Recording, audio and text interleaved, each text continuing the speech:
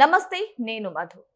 మద్యం కుంభకోణం. ఎవరైతే ఈ మద్య కుంభకోణంలో నిందితులుగా పేర్కొన్నారో వారందరి ఇళ్ల మీద, ఆఫీసుల మీద నిన్న ఈడీ సోదాలు నిర్వహించడం అయితే జరిగింది.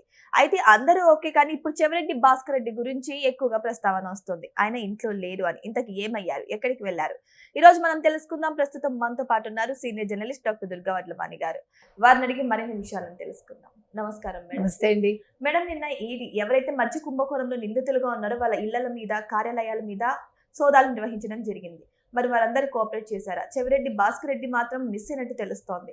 మరి ఆయన ఎక్కడికి వెళ్ళారు మేడం?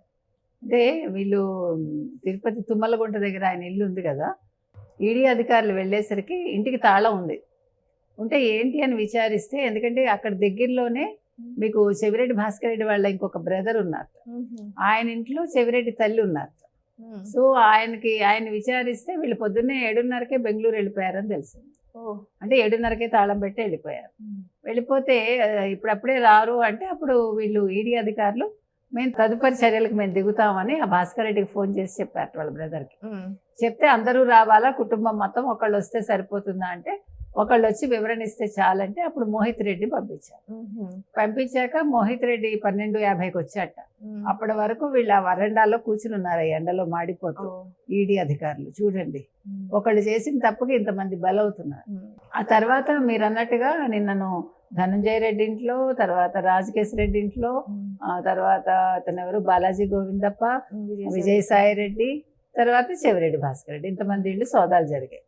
అయితే మాకు అసలు మద్యం కుంభకోణంతో సంబంధం లేదు, మాకు అసలు మేమేమి అసలు మద్యమే పంచలేదు ఎన్నికల్లో అని మోహిత్ రెడ్డి తర్వాత విలేకరులు చెప్తున్నాడు.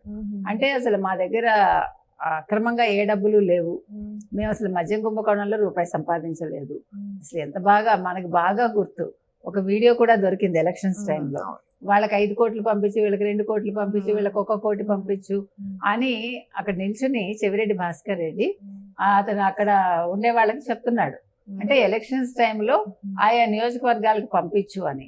ఈ డబ్బంతా ఎక్కడి నుంచి వచ్చింది మీకు తెలుసు, ఇక్కడ హవాలా కంపెనీ ద్వారా హైదరాబాద్ నుంచి వాళ్ళు చెక్ పోస్ట్ నుంచి పంపించారు. అప్పట్లో గోను సంచులు అట్టపెట్టెల్లో పెట్టి. అంటే వీళ్ళు చాలా తెలివిగా మాట్లాడుతున్నాం, మాకేం తెలియదు అంటే ఇక్కడ అయిపోతుంది అనుకుంటున్నారు. తర్వాత గత సెప్టెంబర్లో జరిగాయి మీకు రేట్స్. సో తర్వాత వీళ్ళు కూడా అంతకు ముందు వచ్చి అంత విచారణ చేస్తారు కదా ఎన్ఫోర్స్మెంట్.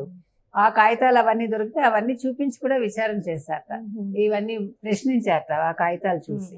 సో మొత్తం మీద మా ఇంట్లో ఏమీ దొరకలేదని మోహిత్ రెడ్డి చెప్తున్నాడు, నా దగ్గర ఏం దొరకలేదని ఎవరు అతను అక్కడ విజయసాయి రెడ్డి చెప్తున్నాడు. నేనంతా సహకరించానని. విజయసాయి రెడ్డి ఇంట్లో 6 లక్షల క్యాష్ మాత్రం దొరికిందిట. ఆ క్యాష్ వాళ్ళ అమ్మగారి చికిత్స నిమిత్తం పెట్టిందిట. అందుకని దాన్ని ఈడీ తీసుకోలేదు, అక్కడే ఉంచేసింది.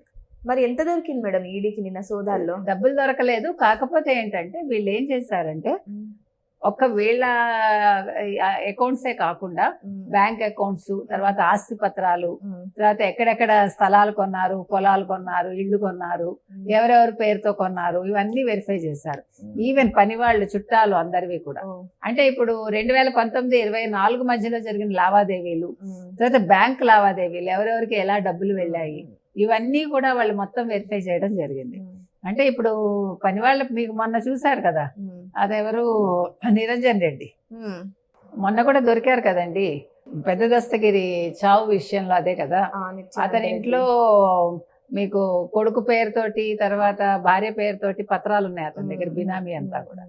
సో నేను అనేది ఏంటంటే, వీళ్ళన్నీ కొని భార్య పేరుతోటో, పిల్లల పేరుతోటో, పని వాళ్ళ పేరుతోటో, డ్రైవర్ల పేరుతోటో ఇష్టానికి కొనేసి వాళ్ళ దగ్గర పత్రాలు ఉంటాయి. వాళ్ళు ఎదురు తిరిగితే వాళ్ళని చంపేస్తారు. పెద్ద దస్తగిరి చావు కూడా అదే కారణం కదా. ఒక రకంగా అతను ఎదురు తిరగటమే కారణం అయ్యి ఉంటుంది. మీరు కనుక చూసుకుంటే మొత్తం అసలు ఈ మద్యం కుంభకోణంలో ఎవరెవరు ఇన్వాల్వ్ అయి ఉన్నారు, వాళ్ళ ఇది ఏంటి అని చూసుకుంటే, మీకు రాజకేశ్ రెడ్డి మీకు తెలుసు, మద్యం కుంభకోణం కేసులో ఇతను ప్రధాన నిందితుడు. కుంభకోణం కుట్రకు రూపకల్పన చేసింది ఈయనే. మొదటి నుంచి చివరి వరకు అమలు చేసి ప్రతి దశలోనూ నాటి ప్రభుత్వ పెద్దల తరఫున అన్ని తానే కీలకంగా వ్యవహరించాడు. తర్వాత సినిమాలు తీశాడు ఆయన, ఒక సినిమా కంపెనీ పెట్టాడు, ఇలా చాలా చేశాడు. చెవిరెడ్డి భాస్కర్ రెడ్డి మీకు చెప్పక్కర్లేదు, వైకాపా ముఖ్య నేత, జగన్కి అత్యంత సన్నిహితుడు. తర్వాత లంచాల సొమ్ము తరలింపు, ఎన్నికల్లో పంపిణీ, వినియోగంలో ఈయన ప్రధాన పాత్ర. కాల్వ ధనంజయ రెడ్డి జగన్ సీఎంగా ఉన్నప్పుడు సిఎంఓ కార్యదర్శి విశ్రాంత ఐఏఎస్. ఈయన అసలు ఎవరికి అపాయింట్మెంట్స్ ఇచ్చేవాడు కాదు. ఈవెన్ అరెస్ట్ అయ్యే వరకు కూడా ఈయన దగ్గర ఎమ్మెల్యేలు ఎంపీలు అంటే గతంలో మాజీలందరూ కూడా పడిగాపులు కాసేవాళ్ళు జగన్ అపాయింట్మెంట్ కోసం. ఈయన ఇవ్వాలి ధనంజయ రెడ్డి. తర్వాత పెళ్లకూరు కృష్ణమోహన్ రెడ్డి జగన్ కి ఓఎస్డీగా పనిచేశాడు ఈయన. సరే, విజయసాయి రెడ్డి మీకు తెలుసు. తర్వాత ముప్పిడి అవినాష్ రెడ్డి, రాజ్ కేసిరెడ్డి తోడలుడు, మద్యం లంచాల వసూళ్ల నెట్వర్క్ నిర్వహణలో ఈయన కీలక పాత్రధారి. తర్వాత బూనేటి చాణక్య, ఈయన పేరు కూడా మీరు విన్నారు. మద్యం లంచాల వసూళ్ల నెట్వర్క్ నిర్వహణలో రాజ్ కేసిరెడ్డి తరఫున ఈయన మొత్తం బాధ్యతలు చూశాడు. తర్వాత తల్లా అవినాష్ గౌడ్ మద్యం లంచాల సొమ్మును వైట్ చేయడానికి ప్రయత్నించాడు, హవాలా అన్నమాట. సజ్జల శ్రీధర్ రెడ్డి డిస్టిలరీల నుంచి ఎంత మొత్తం వసూలు చేయాలో నిర్ణయించడంలో ఈయనే కీలక పాత్ర. అంటే వాళ్ళ దగ్గర ఎంత పర్సంటేజ్ తీసుకోవాలి, తర్వాత ఒక నెల అయ్యాక మళ్ళీ దాన్ని ఎలా పెంచాలి, వాళ్ళు వినకపోతే వేరే వాళ్ళకి ఎలా ఇవ్వాలి, అవన్నీ ఈ సజ్జల శ్రీధరే చేసేవాడు. సో మొత్తం మీద మీకు ఇట్లా జరిగింది. మేడం, చెవిరెడ్డి భాస్కర్ రెడ్డికి ఎవరు ఇన్ఫర్మేషన్ ఇచ్చింటారంటారు? ఎందుకంటే ఇది సడన్ గా రైడ్ చేసింది. వాళ్ళ బ్రదర్ తో మాట్లాడారు కదా, బ్రదర్ కి చెప్పి అంటే మీకు ఎవరి ఇన్ఫర్మేషన్ ఏంటి, వాళ్ళకి నోటీసులు వస్తాయి కదా మేము వస్తున్నామని. అది తెలిసి లేకపోతే మిగతా చోట్ల జరుగుతుంటే పారిపోయారేమో. మరి తెలిసి కోఆపరేట్ చేయాలి కానీ ఎందుకు చేస్తారు? తప్పు చేసిన వాడు చేస్తాడు. పైగా మేము చేసామని అబద్ధం చెప్తున్నారు. అందరూ భయపడుతున్నారండి. ఒకటి గుర్తుపెట్టుకోండి, ఇంతకాలానికి మీకు అంటే కూటమి హయాంలో కదలిక వచ్చింది, మద్యం కుంభకోణంలో మీకు ఆల్మోస్ట్ లాస్ట్కి వచ్చింది విచారణ మొత్తం. సో అంతిమ లబ్ధిదారుడి దగ్గరికి వెళ్ళటానికి కొంచెం సమయం పడుతుంది, పట్టనివ్వండి. ఇప్పుడు అరెస్ట్ చేసి చేయగలిగింది ఏమీ లేదు. మొత్తం అన్ని బయటకు వచ్చాక అన్ని ఉచ్చులు బిగిస్తే అప్పుడు ఇంకా తప్పించుకోలేక జైల్లో ఉంటారు కదా, అది. సో ఏదేమైనా సరే ఈడీ సోదాలు ముమ్మరం చేయడంతో మరి నిజంగానే మద్య కుంభకోణంలో జరిగినటువంటి అవినీతి సొమ్మునంతా బయటకు తీయగలుగుతుందా లేదని అందరూ ఆసక్తిగా ఎదురు చూస్తున్నారు. మరి కాలం దగ్గర పడిందని కూడా అంటున్నారు. మరి వెయిట్ చేసి చూద్దాం, అతి తొందరలోనే మొత్తం హవాలా సొమ్ము అంతా బయటకు వస్తుందా లేదా అని. Thank you so much. Thank you.